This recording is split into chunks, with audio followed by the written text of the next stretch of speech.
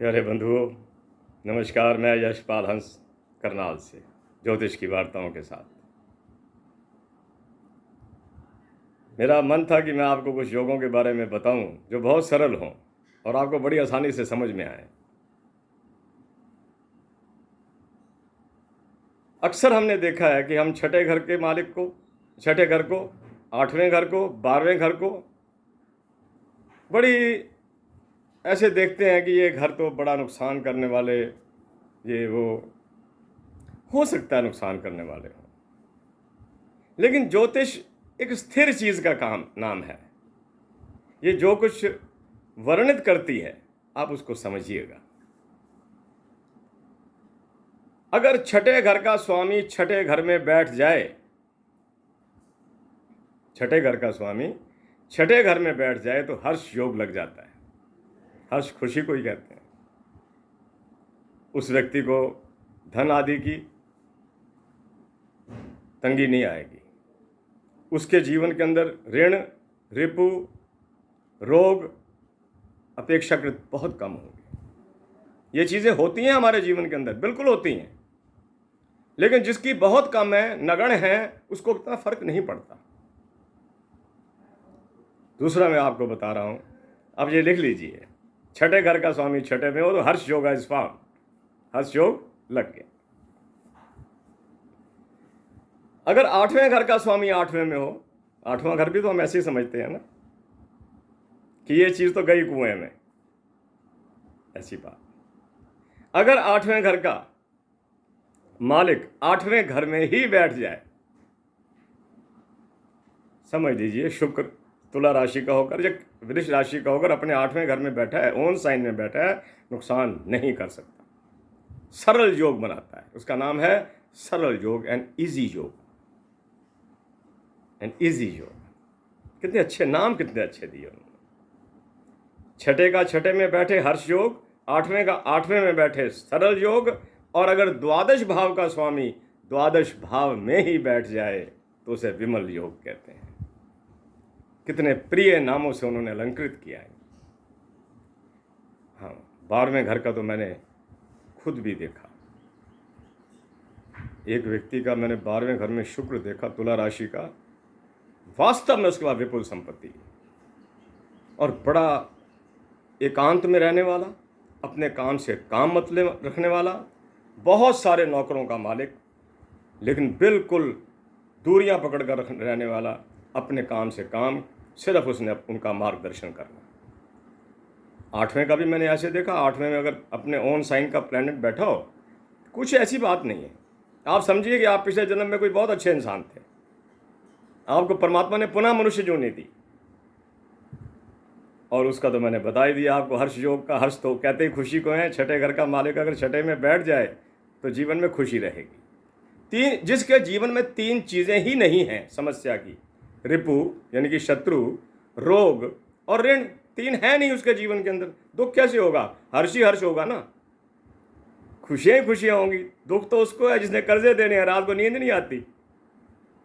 स्वाभाविक है, ये स्वाभाविक है। इतना लंबा जीवन मैंने देखा, इन चीजों को स्वाभाविक पाया कि जब हम किसी ऋण में चले जाते हैं तो हमारा दिमाग जो है वो त्रस्त हो जाता है। ये तो मैंने तीन योगों की बात कही, हर्ष, सरल और विमल।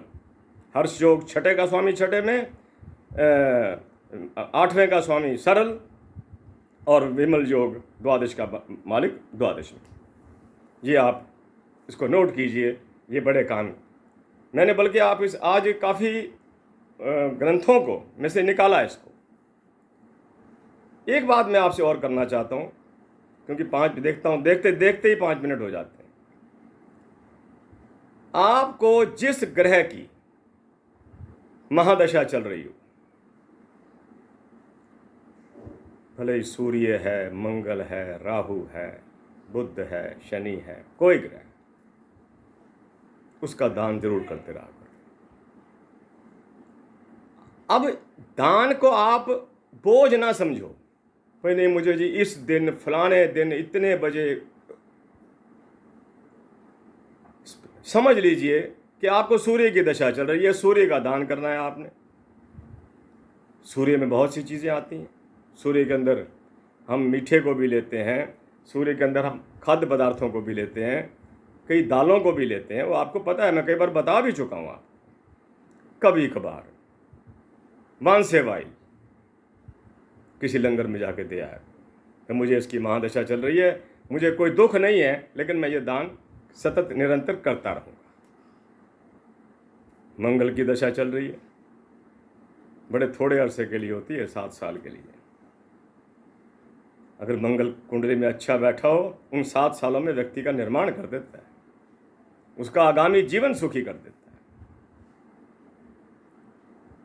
अब मंगल का तो मैंने बता रखा है, गुड़, शहद भी दे सकते हैं, शहद तो बेस्ट है। खैर कभी कभार, और जो चीज़ें हम उनको देते हैं जो उसको नहीं खरीद सकते, जो नहीं ले पाते, या वहाँ तक उनकी पहुँच नहीं है, अगर हम उनको देंगे तो लाभ हमें ज़्यादा हो। बुध की दशा चल गई। बुध वैसे तो एक कल्याणकारी ग्रह है। कई बार देखना ये पड़ता है कि कुंडली में कहीं अस्त, जब बुध की समस्या यही रहती है, शुक्र की समस्या यही रहती है कि महादशा लग गई। अब शुक्र की सबसे लंबी दशा है 20 साल के लिए, सब ग्रहों में से लंबी दशा शुक्र की है। अगर शुक्र बहुत बढ़िया है, 20 साल आनंद, सुख ही सुख दे देगा, आनंद ही आनंद दे देगा। लेकिन अगर कहीं वक्री या अस्त हुआ बैठा है, 20 साल जिंदगी के वैसे ही निकलते हैं, साधारणतया निकलते हैं। लेकिन हम ये कहते हैं कि आप दान का सहारा लीजिए। दान का सहारा ईश्वरीय सहारा है। शुक्र का दान चावल का है, शुक्र का दान क्रिस्टल चीज़ों का है। आप उन दिनों जरकन की आदि की सेप्टिक की माला भी पहन सकते हैं। ये करते रहिएगा। महादशाओं पर विशेष ध्यान देना। शुरू में जब मैं ज्योतिष के क्षेत्र में आया तो हम कुंडली पकड़ के बैठे होते थे, तो हमारे गुरुओं ने हमें एक बार कहा, इसकी महादशाएं तो देखो, इसकी विषांतरी महादशाएं तो देखो, अंतरदशाएं तो देखो, दशा पर तो कुंडली घूमती। सारे ग्रह जिसके कुंडली में बहुत बढ़िया बैठे हों और जिसकी दशा में वो चल रहा हो, वो ग्रह अस्त या वक्री हुआ पड़ा हो, सारी कुंडली फेल हो जाती है। ये मेरा बताना आपको फर्ज बनता है, मेरी ये ड्यूटी है कि मैं आपको बताऊं। उस वक्त हम ये नहीं कह सकते इसकी कुंडली खराब है, इसका समय खराब, थोड़ा सा समय खराब है, ठीक हो जाएगा। 8 मिनट होने को आए। मैं वीडियो को लंबा नहीं करता, मैं चाहता हूं कि आप इसको समझिए। ये बहुत अच्छा ज्ञान है, बहुत अच्छा रास्ता है। आपको अपनी तो कम से कम पता लगे कि मेरी कुंडली के अंदर कितने गुण हैं, और गुणों के साथ साथ अवगुणों का ज्ञान भी हो जाता है। कोई ऐसी बात नहीं, ईश्वर सबका रखवाला है।